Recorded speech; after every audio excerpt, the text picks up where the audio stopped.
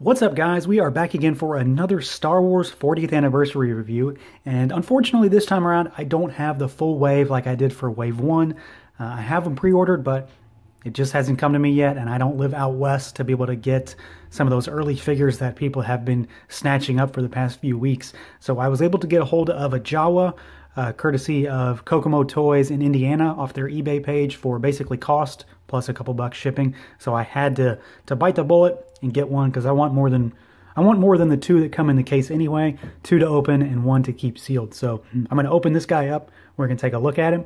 But first we're going to do packaging. So we've got our blister card here with our original vintage card back, the Kenner logo down in the bottom right corner. On the back we've got the rest of the set and the legacy pack. So same kind of packaging we saw with the first wave, just with a new card back image for the Jawa. So let's take him out and dig into this guy. All right, so here's our Jawa, and I gotta say, right off the bat, I think he looks really, really good, but there are some things about this figure that are absolutely frustrating the hell out of me, and it all comes down to the accessories. So we'll go over them sort of last, because one of them is sculpted onto the figure. But we'll talk about articulation and paints and the overall sculpt first, and we'll get into those. So as far as the articulation goes, he's pretty standard for Black Series. Head can swivel, has a little bit of up and down motion, but just the overall sculpt is going to get in the way. As you can see, the hood extends all the way around. It's a sculpted piece. So it's kind of what you would expect for a hooded figure with a plastic hood. Arms can go up and around. There is no real bicep swivel, but it can swivel at the shoulder, and the arms are short, so it sort of helps in that regard. There is a single jointed elbow, and then we've got a hinge and a swivel at the wrist, which is pretty normal. There is a waist twist. It's hidden pretty well underneath the straps, underneath his pouches. A little bit of a crunch, not a great deal, and that's again just due to the sculpt and how he's built. Obviously, he is no soft goods. He's plastic through and through. There are legs under there.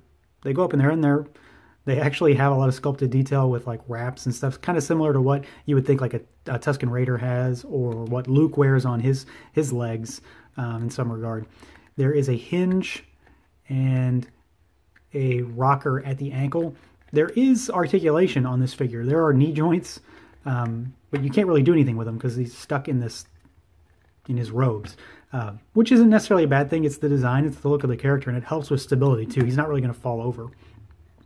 As far as the overall paint job goes on this guy, not tons and tons, but he's got it where he needs it. There are little gold accents on the pouches on his straps.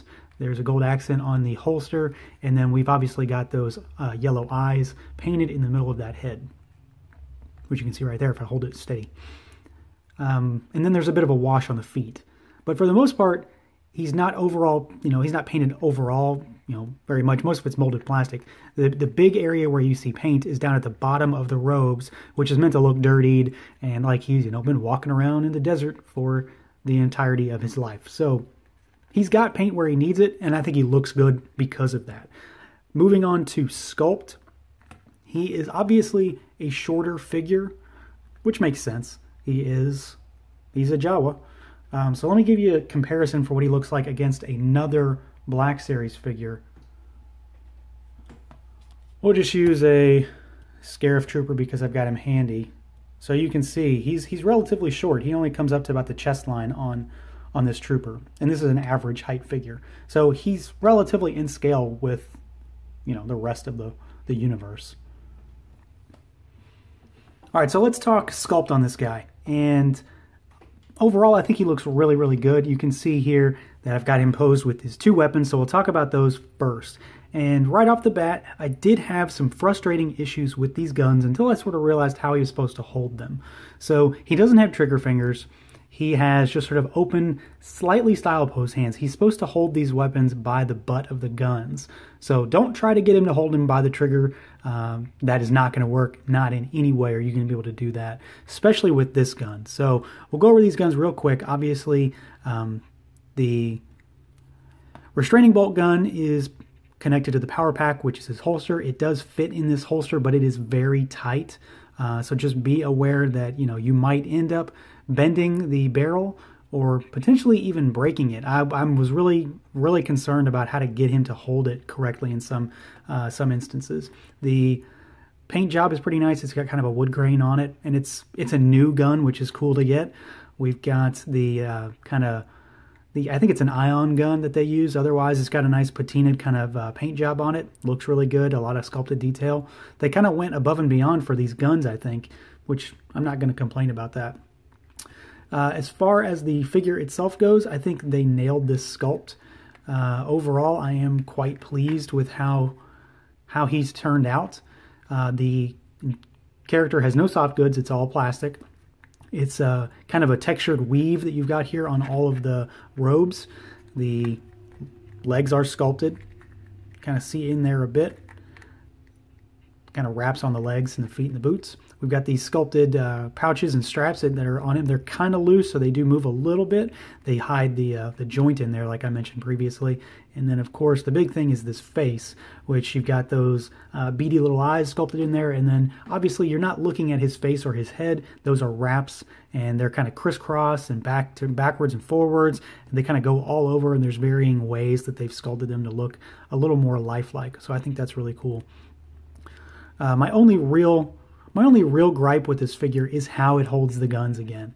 I think it's just an odd choice, but I think they did what they had to do in order to make it work. When you're looking at him heads on, you can't really tell. But when you're trying to figure it out for the first time, or maybe if you're just me, it is weird to try to get him to hold these guns. So overall, I am pretty pleased with this figure. I like the sculpt. I like the paint that he has on him. I like the fact that we've got two really well sculpted guns. I just wish that I could make him more accurately hold them, but at the end of the day, that's not going to detract from my enjoyment of this figure. He is what I think we should have gotten as a Jawa. It's overall a pretty good figure, and I am glad to add him to the ranks. And obviously, I'm going to get at least one more to open, and we'll have one sealed in the 40th anniversary card back. But this is a good addition to the line. We've obviously needed something like this for a while, and we finally have him. So that is going to do it for this review, everyone. As always, stay tuned for more. Feel free to like, comment, subscribe, and share. And until next time.